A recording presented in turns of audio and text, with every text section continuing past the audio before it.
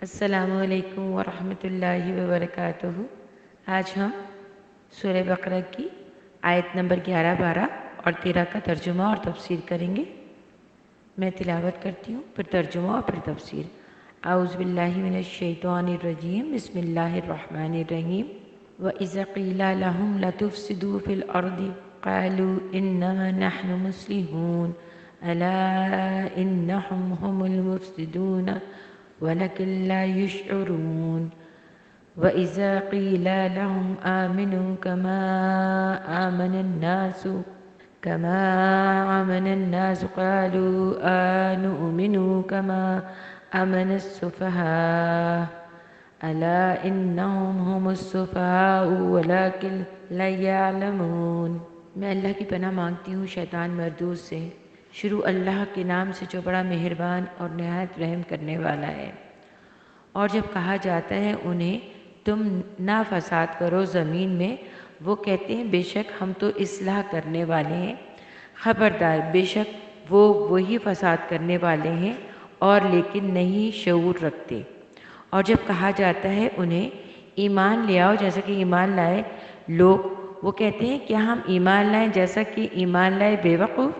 خبردار، بے شک وہی بے وقوف ہیں اور لیکن نہیں وہ علم رکھتے۔ تو آپ کو پتہ ہے کہ منافقین کا ذکر ہو رہا ہے اور 13 آیت تک صرف منافقین کا ذکر ہوتا رہے گا، یعنی 20ویں آیت تک۔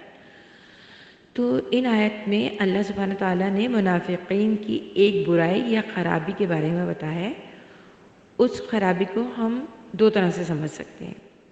خرابی تو یہ فرمائی ہے کہ جب ان سے کہا جاتا ہے کہ تم زمین میں فساد نہ پھیلاؤ، تو بجائے اس کے کہ غلطی پر نادم ہوں اور برائی سے توبہ کر لیں، وہ کہتے ہیں کہ ہم فساد پھیلانے والے نہیں بلکہ ہم تو اصلاح کر رہے ہیں۔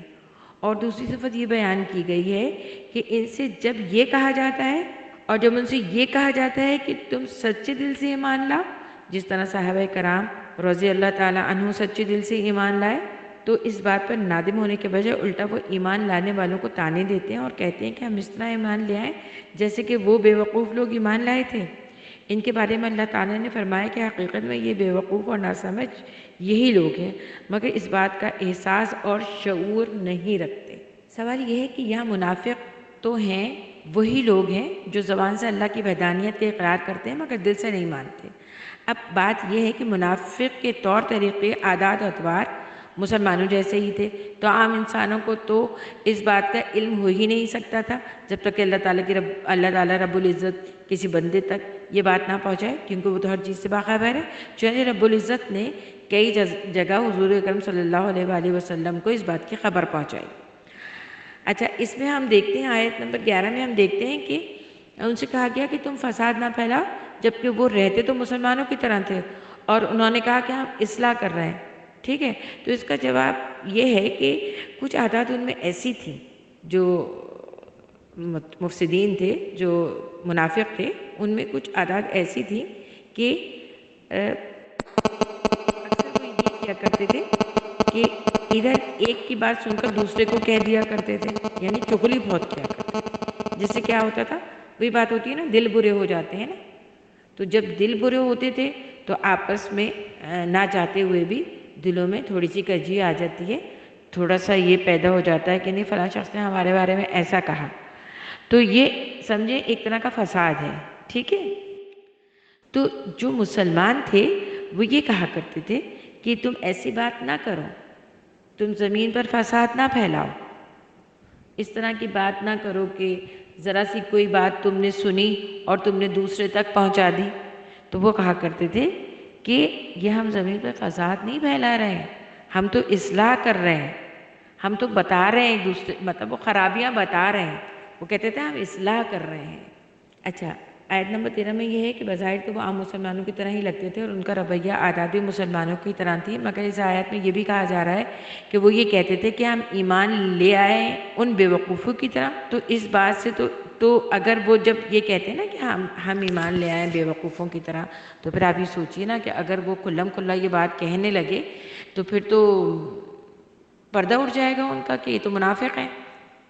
یہ بات سمجھ میں آ رہی ہے نا آپ کے، کہ منافقت کا پردہ اٹھ جائے گا اگر وہ کھلم کھلا یہ بات کہیں گے کہ کیا ہم بھی ان بے وقوفوں کی طرح ایمان لے کر آئیں؟ تو پھر سوال یہ پیدا ہوتا کہ وہ لوگ یہ بات کیوں کرتے تھے کہ بے وقوفوں کی طرح ایمان نہیں لائیں گے؟ اچھا، بعض مفسرین نے یہ کہا ہے اس آیت کے حوالے سے کہ در حقیقت سچے مسلمانوں کی بھی دو قسمیں تھیں، ٹھیک ہے؟ سچے مسلمان تھے اور بہترین مسلمان، ٹھیک ہے؟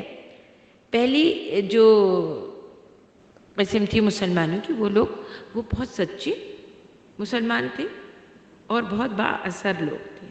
ایسے لوگ تھے کہ ان کے بہت اثر و رسوخ تھا اور ان کا ایک روب تھا. تو ان لوگوں کے سامنے تو کیا کرتے تھے یہ لوگ کہ جب آتے تھے تو خوش آمدی لہجہ ان کا ہوتا تھا اور یہی باور کرانے کی کوشش کرتے تھے کہ ہم بالکل سچے پکے مسلمان ہیں اور ہم مسلمانوں کے ہی خیر خواہ ہیں، تاکہ ان کے نفاق پر پردہ پڑا رہے، اس لیے یہ با اثر لوگوں کی خوشامد کیا کرتے تھے. اچھا، دوسری طرف وہ مسلمان تھے جو رتبے کے لحاظ سے کچھ کم تھے، کچھ دیہاتی تھے، کچھ کم تعلیم یافتہ لوگ بھی ہوتے ہیں، کم حیثیت لوگ بھی ہوتے ہیں، مگر تھے وہ سچے مسلمان، سچے مومن تھے، سچے ایمان لانے والوں میں سے تھے. لیکن وہ پہلے والوں کی طرح با اثر نہیں تھے بس، ٹھیک ہے؟ اچھا، ان کے سامنے یہ کیا کرتے تھے کہ یہ فساد پھیلانے والی باتیں ان کے سامنے کیا کرتے تھے. اور تو جب یہ فساد پھیلانے والی باتیں کیا کرتے تھے تو پھر یہ مسلمان جو تھے نا، یہ مومنین، ان سے کہا کرتے تھے اگرچہ تم ایمان تو لائے ہو مگر ایمان لانے کے بعد تمہارا مجموعی طرز عمل وہ نہیں جو مومنین کا ہوتا ہے. یعنی کہ ان کے عمل سے مسلم ہونا ان کو ثابت نہیں لگتا تھا، وہ یہ سمجھتے تھے کہ یہ کچھ نہ کچھ گڑبڑ ہے. تو وہ ان سے یہ کہا کرتے تھے مگر ایمان لانے کے بعد تمہارا مجموعی طرز عمل وہ نہیں جو مومنین کا ہوتا ہے. یعنی مومنین سے کیا مراد ہے یہاں پہ ہماری، یعنی صحابہ کرام. اچھا، اور مسلمان ان سے یہ بھی کہتے تھے کہ ایمان لانے کے کچھ تقاضے ہیں، تو اس کے جواب میں وہ کہتے تھے کہ ہم ان بے وقوفوں کی طرح ایمان لے آئیں. اصل میں یہاں پہ جو لوگ کہا جا رہا ہے نا، وہ صحابہ کرام کی طرف اشارہ ہے، کیونکہ صحابہ کرام جو تھے وہ ایک تو ایمان کامل تھا ان کا، ٹھیک ہے؟ اس کے بعد اللہ کے ساتھ ساتھ وہ نبی پر بھی ایمان لائے اور اللہ اور اس کے رسول کی پیروی کی ہر لحاظ سے. اچھا، بعض مفسرین جو ہیں وہ اس سے مراد وہ منافقین نہیں لیتے، حقیقت میں تو وہ ایمان نہیں لائے تھے اور مکمل مومن ہونے کا اعلان کرتے تھے. یعنی بعض مفسرین یہ کہتے ہیں کہ ان سے مراد وہ مومن نہیں ہیں جو ایمان نہیں لائے تھے اور مکمل مومن ہونے کا اعلان کرتے تھے، وہ منافق نہیں ہیں، بلکہ اس سے مراد وہ لوگ ہیں جو یہ چاہتے تھے، یا تو دل سے چاہتے تھے یا ظاہر یہ کرتے تھے کہ مسلمانوں اور یہودیوں کے درمیان کوئی ایسا سمجھوتا ہو جائے کہ مسلمان یہودیوں کو بھی مومن سمجھ لیں اور ان کے موجودہ دین پر رہنے کے باوجود ان کو مومنین کا درجہ دیں اور نبی پر ایمان لانے کی شرط عائد نہ کریں. اور ہمارے مسلمان ہونے کی شرط کیا ہے؟ لا الہ الا اللہ محمد الرسول اللہ. مسلمان ہونے کی شرط یہ کہ ہم اللہ اور اس کے رسول پر ایمان لائیں. یعنی ان کا مقصد یہ تھا کہ ہم دونوں اپنے مذہب پہ رہیں اور ایک دوسرے کے مذہب کو برحق سمجھیں. یعنی کہ ان کے دماغ میں یہ ایک منصوبہ تھا کہ وہ یہ چاہتے تھے حق اور باطل ایک ہو جائے، لیکن آپ سمجھ سکتے ہیں کہ حق اور باطل کبھی ایک نہیں ہو سکتا، کیونکہ حق جو ہے وہ سچا ہے اور تمام خامیوں سے پاک ہے، اور باطل کیا ہے؟ باطل میں ہر خرابی موجود ہے. اور اس سمجھوتے کو وہ اصلاح کا ذریعہ قرار دیتے تھے. آپ ہی سمجھ لیجیے، اس سمجھوتے کو وہ سمجھتے تھے کہ اس طرح جو ہے وہ معاشرے کی اور دین کی اصلاح ہو جائے گی، جبکہ ایسا نہیں تھا، ایسا ہو ہی نہیں سکتا تھا. حق اور باطل میں تو سمجھوتا ہو ہی نہیں سکتا. اگر کوئی شخص حق اور باطل کو ملانا چاہے تو وہ بھی پکا منافق ہے. ان دو آیتوں کے پس منظر میں اگر ہم دیکھیں تو دونوں مذہب اور اگر دونوں مذاہب کو ہم درست قرار دیں تو یہ تو فساد پھیلانے کے مترادف ہوا نا. حق کو حق سمجھنا چاہیے اور باطل کو باطل کو کبھی حق کا درجہ نہیں دیا جا سکتا. اصل میں بات یہ ہے کہ وہ لوگ تو دین کا کیونکہ علم رکھتے ہی نہیں تھے نا، اس لیے وہ اس طرح کی اور بھی باتیں کرتے تھے۔ ایک اور بات ان آیات میں قابل توجہ ہے اور اس میں ہمارے لیے ایک بہترین سبق بھی ہے۔ منافقوں سے مسلمان یہ کہا کرتے تھے کہ ایمان اسی طرح لاؤ جیسے کہ اور لوگ ایمان لائے ہیں، یعنی لوگوں سے مراد صحابہ کرام ہیں۔ یہ وہ لوگ ہیں جو ایمان لائے اللہ پر، نبی پر، اور نبی کی سنت پر اور اللہ کے احکامات پر پوری طرح عمل کیا۔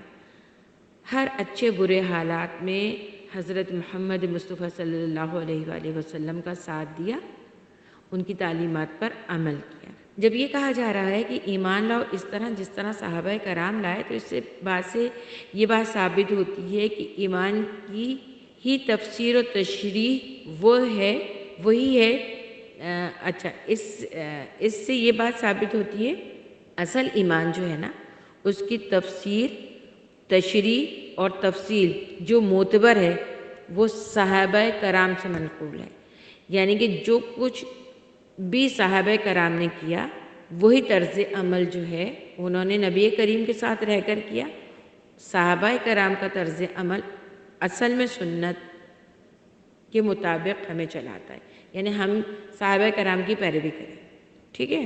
اچھا، اس آیت میں صحابہ کرام کی مجموعی حیثیت سے ایمان کامل اور عمل صالح ہونے کی معیار کی مثال ملتی ہے، یعنی کہ ہمیں یہ مثال ملتی ہے کہ یہ بات ہم ان آیات سے ظاہر ہوتی ہے کہ صحابہ کرام کی سنت پر عمل کرنا ہمارے لیے بہت ضروری ہے، کیونکہ صحابہ کرام نے نبی کے ساتھ رہ کر نبی کے ساتھ وقت گزارا ہے، ان کی تعلیمات پر عمل کیا ہے، ٹھیک ہے۔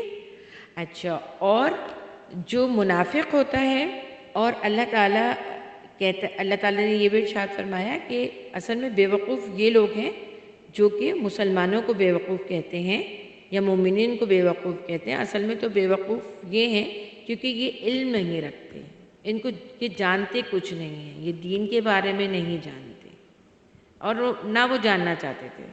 تو یہاں تک ہم نے آج آیت نمبر 13 تک کا ہم نے تفسیر کی ہے۔ مجھے امید ہے آپ لوگوں کو باتیں سمجھ آ رہی ہوں گی، اور اگر کہیں پر بھی آپ کو ایسا لگے کہ کوئی بات آپ کو کھٹک رہی ہو اور سمجھ نہیں آئی ہے تو آپ گروپ میں یا پرسنلی مجھے میسج کر پوچھ سکتی ہیں۔ اور اگر میری کسی بھی بہن بیٹی کے ذہن میں کوئی بات اس سے ریلیٹڈ آتی ہے تو وہ پلیز ضرور شیئر کیا کریں، کیونکہ اس طرح جو ہے جو باتیں رہ جاتی ہیں وہ بھی سامنے آ جاتی ہیں۔ بعض چیزیں ایسی ہوتی ہیں جو بیان کرنے سے رہ جاتی ہیں، تو آپ لوگ کائنڈلی ان کو ذرا اگر کچھ بات ہو تو ضرور شیئر کریں۔ السلام علیکم ورحمۃ اللہ وبرکاتہ۔ ربنا تقبل منا انک انت السمیع العلیم۔